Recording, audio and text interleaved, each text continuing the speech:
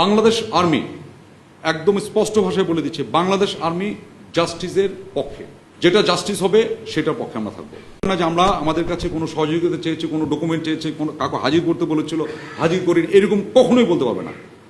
We had number of meetings with the commission. আমি নিজেও কয়েকটা মিটিংয়ে তাদের সাথেও ছিলাম, কমিশন এবং প্রসিকিউশনের সাথে আমাদের মিটিংয়ে ছিলাম। আমরা যখন দেখছি একটা ন্যাশনাল লেভেলের কমিশন কাজ করছে, army cannot have another commission or committee further that will undermine the national commission. Rather আমরাও কমিশনকে সর্বাত্মকভাবে আমরা সাহায্য সহযোগিতা এখনো করে যাচ্ছে, এখনো যা চাচ্ছে। ইভেন এটা গত বৃহস্পতিবার দিন পর্যন্ত আমরা কিছু ডকুমেন্ট চেয়েছি, আমরা বৃহস্পতিবার দিন ডকুমেন্ট পাঠিয়েছি, তাই তো? গত বৃহস্পতিবার দিন আমাদের কাছে কিছু ডকুমেন্ট চাইছে, সেটা আমরা দিয়েছি কমিশনের কাছে বুধবার, মানে চার্জশিট হওয়ার পরের দিনও। তার মানে আমি বুঝতে পেরেছি যে আমাদের এই কমিশনকে যেটুকু হেল্প করা, ইভেন বিচার প্রক্রিয়া আমরা অবশ্যই করছি। তার একটা জরুরি বিষয় একটু বলে নেই, এটা হয়তো আমার প্রথমে বলাটা আমার উচিত ছিল।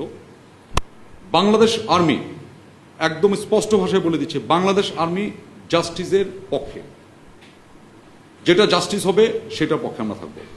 ইনসাফ, নো কম্প্রোমাইজ উইথ ইনসাফ, কাম হোয়াটসো মেবি। জাস্টিসের পক্ষে আমরা অবশ্যই স্ট্যান্ড ফাস্ট এবং দৃঢ়।